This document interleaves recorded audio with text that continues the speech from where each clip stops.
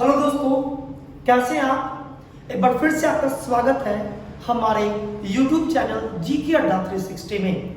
और आज हम जो टॉपिक पढ़ने जा रहे हैं, यह टॉपिक है महान्यायवादी, भारत के महान्यायवादी जिन्हें हम अटॉर्नी जनरल ऑफ इंडिया के नाम से भी जानते हैं।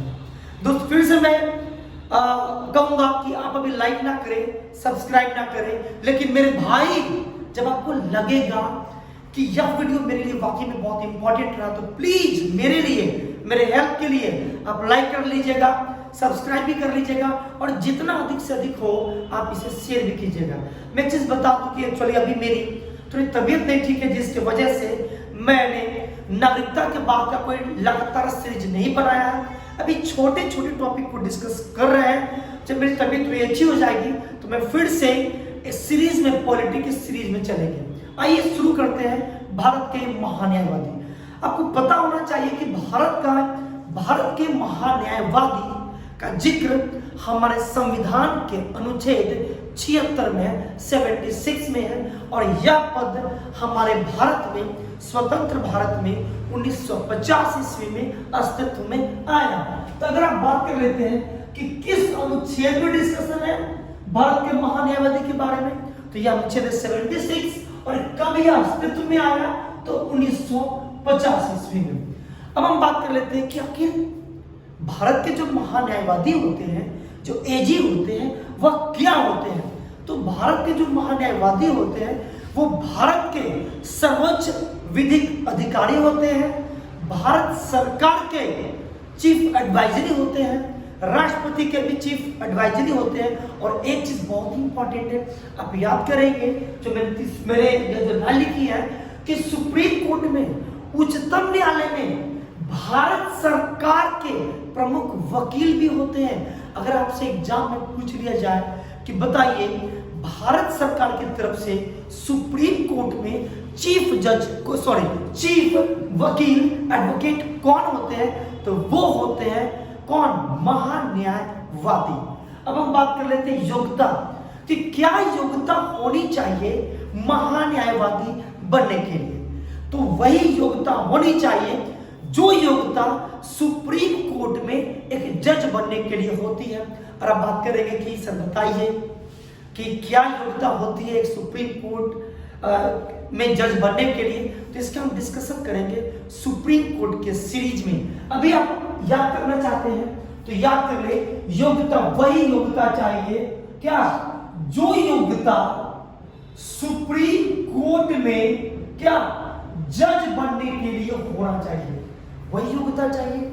अगली हम बात कर लेते हैं नियुक्ति कि महान्यायवादी की नियुक्ति कौन करते हैं, तो महान्यायवादी की नियुक्ति भारत के राष्ट्रपति करते हैं। अगली बात कर लेते हैं टर्म की, पदावधि कि महान्यायवादी का टर्म, पदावधि कितने समय का होता है। तो मेरे भाई हमारे संविधान में, हमारे इंडियन कॉन्स्टिट्यूशंस में कहीं भी इनके टर्म का डिस्कस नहीं है।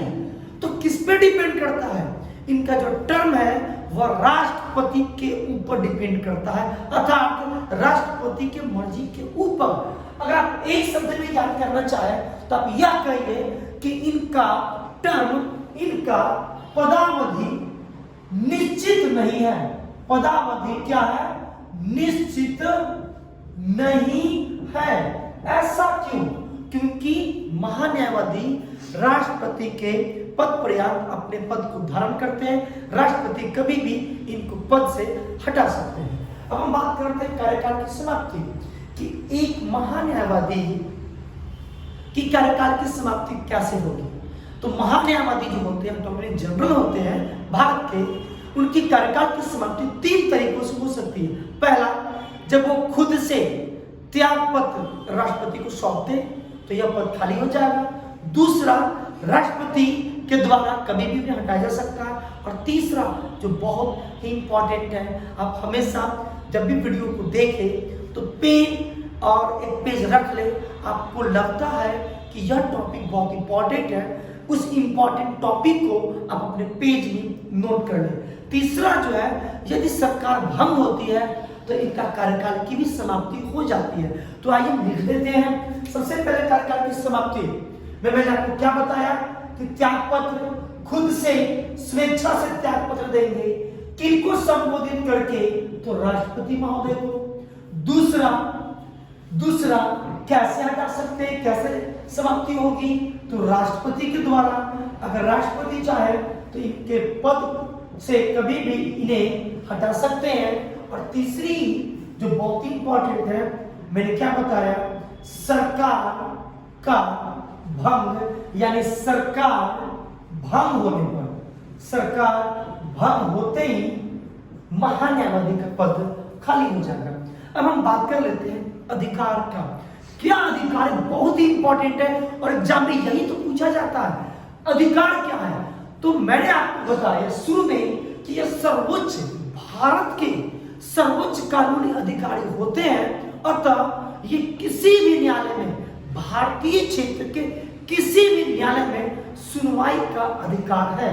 तो आप इस चीज को याद कर ले। पहला क्या कि किसी भी न्यायालय में क्या है? न्यायालय में सुनवाई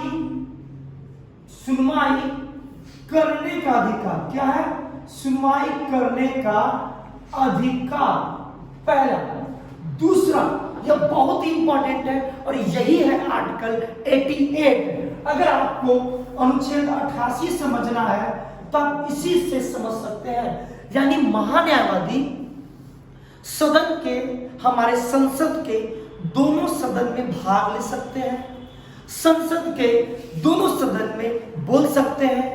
जब सदन की संयुक्त बैठक होगी तो इस दोनों बैठक में, संयुक्त बैठक में भाग भी ले सकते हैं, बोल भी सकते हैं। लेकिन हमारे महान्यायवादी को मत देने का अधिकार नहीं है। यही है आर्टिकल 88 जो बहुत ही इंपॉर्टेंट है।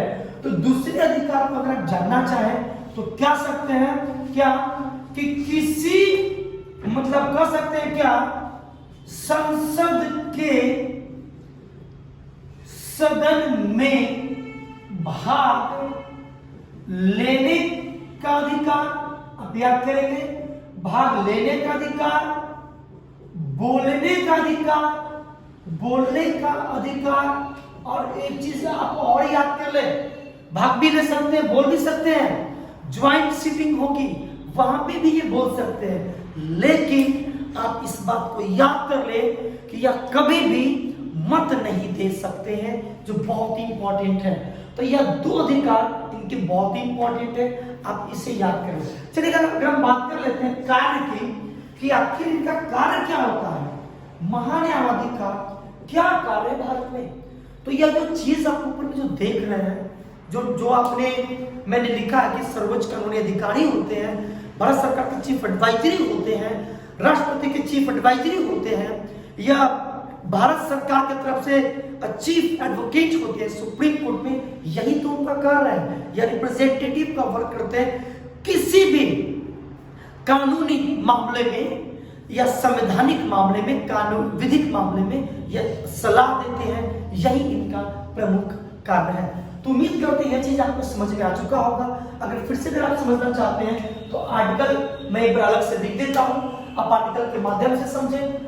अगर हम बात कर लेते हैं अनुच्छेद की, तो आप अनुच्छेद 76, अनुच्छेद 76 क्या करता है, 76 क्या करता है, यह भारत के महान्यायवादी यानी अटॉर्नी जनरल ऑफ किनका, इंडिया का प्रावधान हमारे संविधान में अनुच्छेद 76 के तहत किया गया है। अब हम बात कर लेते हैं अनुच्छेद 88 का, अनुच्छेद 88 का। तो मैंने आपको यहाँ पे बता दिया है कि संसद के सदन में भाग लेने का अधिकार, बोलने का अधिकार, किंतु मत देने का अधिकार नहीं है। यही है आर्टिकल 88। अगर आप इसे समझना चाहेंगे तो कह सकते हैं छोटे से शब्दों में कि संसद के सदन से संबंधित अधिकार, क्या कह सकते हैं, संसद के सदन से संबंधित, क्या संबंधित राइट्स, संबंधित अधिकार। अगर आप एक और आर्टिकल पढ़ना चाहते हैं तो आप पढ़ सकते हैं। वह अनुच्छेद है 105। कौन अनुच्छेद है, अनुच्छेद 105। अनुच्छेद 105 में संसद के प्रिविलेज यानी विशेषाधिकार का डिस्कस किया गया है। और अगर आपसे पूछ दे कि बताइए एजी यानी महान्यायवादी के प्रिविलेज विशेषाधिकार का डिस्कशन किस आर्टिकल में किया गया है, तो आप बेशक कह दीजिएगा कौन, अनुच्छेद 105। तो आप याद कर लीजिए क्या कि एजी के किस चीज का विशेषाधिकार प्रिविलेज का जो डिस्कशन है वह इसी 105 आर्टिकल में 3 आर्टिकल 76 जो प्रावधान करता है किस चीज का, तो भारत में महान्यायवादी के पद का। 88 संसद के सदन से संबंधित अधिकार जो मैंने बताया, भाग ले सकते हैं लेकिन मत नहीं दे सकते हैं। अगला 105 जो विशेष अधिकार का डिस्कशन है। अब जाते जाते ये चीज याद कर लीजिए, बहुत इंपॉर्टेंट है कि भारत के प्रथम महान्यायवादी कौन है या कब बने। कब, तो मैंने पहले ही बता दिया है कि यह 1950 ईस्वी में अटॉर्नी जनरल हमारे संविधान में बना हुआ है। तो भारत के प्रथम महान्यायवादी जनवरी 1950 में बने। कौन थे, कौन, उनका नाम था MC सीतलवार। आप याद कर लेंगे MC सीतलवार, ये बहुत ही इंपॉर्टेंट है। और एक चीज आप और एक्स्ट्रा फैक्ट याद कर ले कि सबसे लंबा कार्यकाल अब तक भारत के कितने महान्यायवादी बन चुके हैं वर्तमान सभी को जोड़ते हुए, तो 15। और इन सभी में सबसे लंबा जो कार्यकाल था वो MC सीतलवार का था। यह 1950 ईस्वी से लेकर लगभग 1963 ईस्वी तक यह भारत के महान्यायवादी के पद पर थे। तो इनफैक्ट याद, दूसरी वर्तमान भारत के महान्यायवादी कौन है दोस्तों, यह करंट अफेयर की टॉपिक है, आप जानते हैं। और ये याद कर लीजिएगा, इनका नाम है के वेणुगोपाल। क्या नाम है, के वेणुगोपाल। आप यह नाम याद कर लेंगे।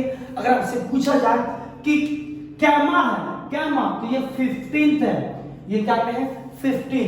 आपसे पूछा सबसे पहला MC सीतलवार, वर्तमान में कौन है के वेणुगोपाल, कैमा रैंक है 15वां। आपसे पूछ दे कि बताइए किस महान्यायवादी का कार्यकाल सबसे बड़ा था, तो वो थे MC सीतलवार। मुझे लगता है आपको सब कुछ समझ में आ चुका होगा, सब कुछ क्लियर हो चुका होगा। और आप मेरे सपोर्ट के लिए आप प्लीज जितना अधिक से अधिक हो इस चैनल को शेयर कीजिए, सब्सक्राइब कीजिए। आप इस सभी टॉपिक का जो मैंने अभी बोर्ड पे लिखा है, आप इसका स्क्रीनशॉट ले लें। मिलते हैं कुछ ऐसे ही वीडियो के साथ अगले क्लास में।